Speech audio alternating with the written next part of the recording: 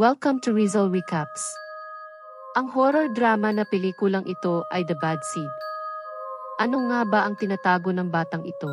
Isang 9 na taong gulang na si Emma Grossman ay pinapanood ang pusa na nalulunod sa bintana ng kanyang kwarto. Tila walang pakialam, nagpatuloy si Emma sa pag-aayos ng walang pinapakitang emosyon. Kasama niya sa bahay ang kanyang biyudo na tatay na si David Grossman. Sa unang tingin, si Emma ay isang mabait at sobrang talino na bata. Ngunit ang batang ito ay tila walang emosyon. Ang kanyang tita na si Angela ay nakahanap na daw ng bagong katulong na mag-aalaga kay Emma matapos biglaang mamatay sa aksidente ang huling katulong niya. Nang makita nila ang patay na pusa, sinungkit ito ni David at parang wala pa ring pinapakitang emosyon si Emma. Habang kausap ni David ang bagong katulong na si Chloe, hindi niya mapigilan ang kanyang ngiti sa gwapo at mabait na single dad. Sa eskwelahan naman ni Emma, nadapa ang kaklase ni Emma na si Katie.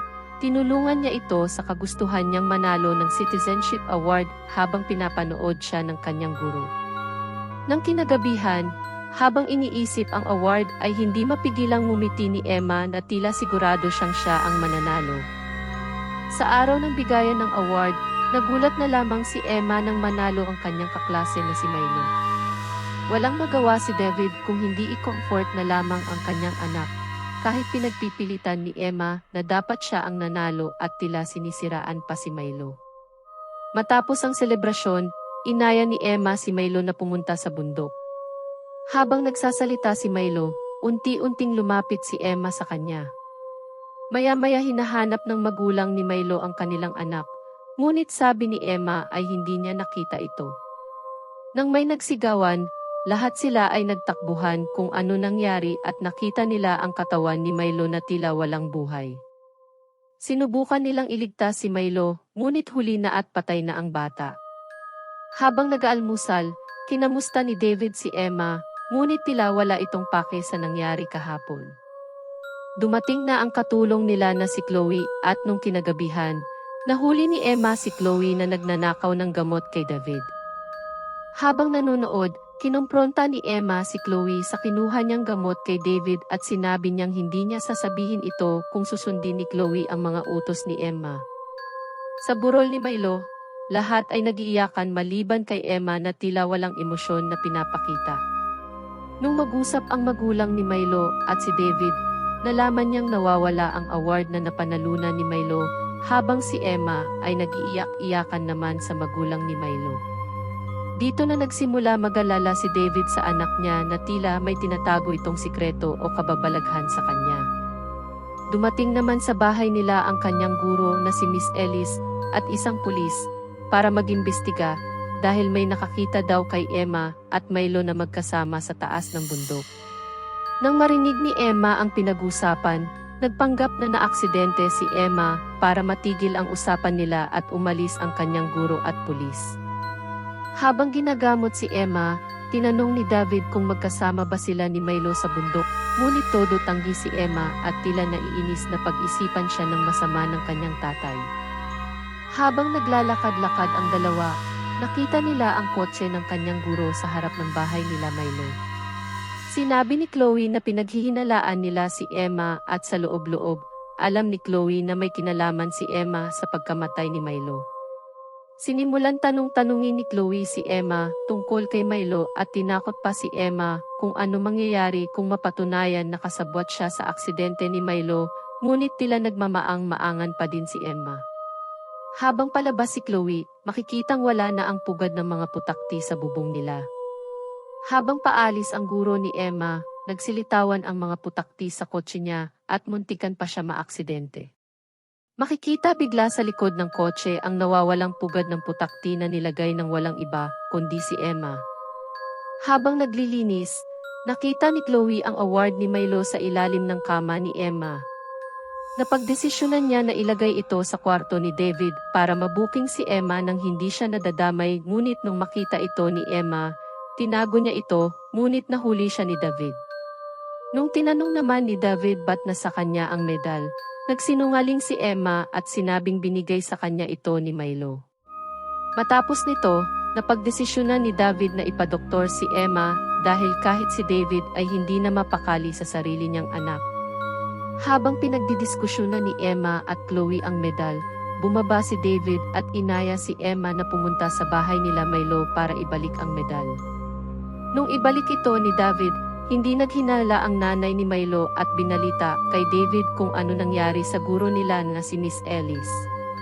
Nabangga daw ito dahil sa pugad ng putakti sa loob ng kotse niya at binawian ng buhay. Habang nagtatrabaho si David, doon na niya napansin ang nawawalang pugad na tila kumumpirma sa mga hinala niya. Sa check-up ni Emma, nagpanggap si Emma na isa siyang normal na bata na tila nauto naman ang doktor. Sinabi ng doktor kay David na walang problema ang anak niya at tulad lang siya ng ibang mga bata. Nang makauwi ang dalawa, naabutan ni David si Chloe na nagpapaaraw at sinabihan ito na puntahan si Emma. Sinimulan asarin ni Chloe si Emma tungkol sa tatay niya at tinanong pa siya kung gusto niya maging nanay si Chloe, ngunit nagalit si Emma at sinabing layuan ang tatay niya. Maya-maya, tinanong ni Emma si David kung nagkakagusto ba siya kay Chloe, ngunit walang kaalam-alam si David at tila malilate na daw sa kanyang date. Nung kinagabihan, nakarinig ng kalabog si Chloe at sinimulan hanapin si Emma. Nung sumilip siya sa bintana, may nakita siyang anino, kaya lumabas siya at pinuntahan ito. Habang hinahanap si Emma, biglang nagsara ang pinto at sinubukan niya itong buksan, ngunit tila nakakandado ito sa labas.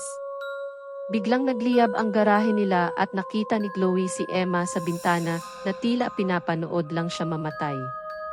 Pag-uwi ni David, nalaman niya ang pagkamatay ni Chloe at pinuntahan si Emma para kamustahin ito. Maya-maya, tinanong ni David si Emma kung siya ba talaga ang dahilan ng pagkamatay ni Milo at sinabi niyang gagawin niya lahat matulungan lang ang anak niya basta umamin lang siya. Umamin si Emma na siya ang tumulak kay Milo, ngunit ang dahilan niya ay napilitan siya dahil ire-report siya ni Milo sa pagkuha ng award niya. Tinanong naman ni David kung ano nangyari sa una niyang katulong at umamin din agad si Emma na tinulak niya ito pababa ng hagdan at sinisi ang katulong na dapat naging maingat siya. Nang tanuning ni David si Emma tungkol kay Chloe, nagalit si Emma at sinisi si Chloe dahil gusto daw ito maging nanay niya. Tila hindi na makapaniwala sa David sa mga naririnig niya sa anak niya. Kinabukasan, tumawag ang pulis kay David dahil gusto niyang makausap si Emma, ngunit nagdahilan si David na may sakit ang bata.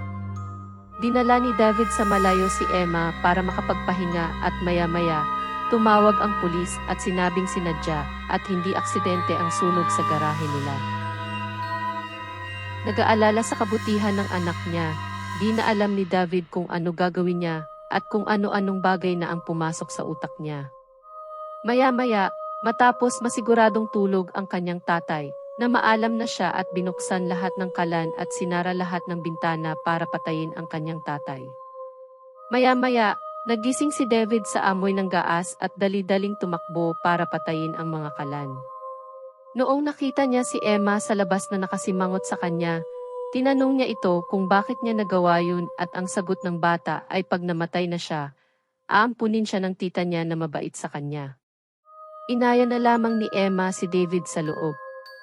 Matapos durugin ang gamot ni David at ihalo sa inumin, binigay niya ito kay Emma at sinamahan ito hanggang matulog. Maya-maya, tumawag si David sa tita ni Emma at sinabi lahat ng kasalanan ni Emma, ngunit hindi ito naniniwala sa kanya. Humingi na lamang ng kapatawaran si David para sa gagawin niya.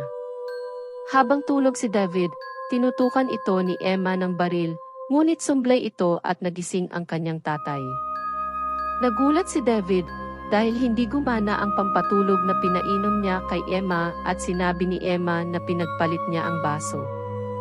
Inagaw ni David ang baril sa anak niya at si Emma naman ay kinuha ang cellphone at tumakbo sa banyo para tumawag ng pulis. Sinabi niya sa pulis na papatayin siya ng kanyang tatay. Nang mahanap ni David si Emma, babarilin niya na dapat ito, ngunit dumating bigla ang pulis at tinutukan si David.